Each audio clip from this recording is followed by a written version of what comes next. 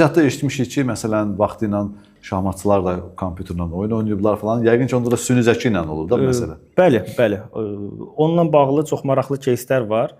Məsələn, 1997-ci ildə Deep Blue süni zəka ilə olan bir şahmat sistemi Garri Kasparovu udmuşdu.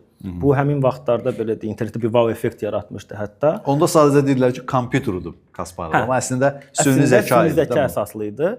Bir də səhv etmirəmsə, kitabların birində də keçirdi bu. Kitabda keçdi dəqiqdir bu arada.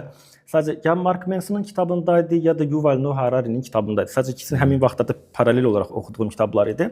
Kitablardan birində 15 səhifəyə qədər belə bir məlumat sırf bu haqqdadır.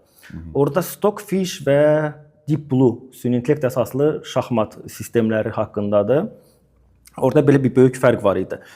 Bunlardan biri sırf şahmat üzərinə öyrənib, bütün bir data yerləşdirib və o şahmat oynaya bilən bir süni intellektdir.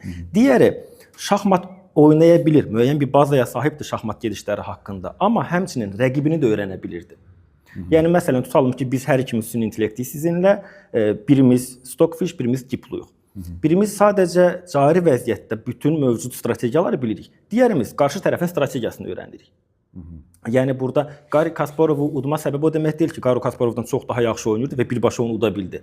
Yox, Garri Kasparovla oynadıqca və istənilən bütün şahmatçılarla oyun oynadıqca uduzsa belə ilk oyunda onun etdiyi bütün gedişləri yadda saxlayır və onun gedişlərindən öyrəndiklərini növbəti oyunda, növbəti partiyada istifadə edə bilir. Bunun sayəsində artıq istənilən şahmatçıdan daha yaxşı ola bilir, çünki müxtəlif şahmatçıların strategiyasını öyrənmiş olur sistem.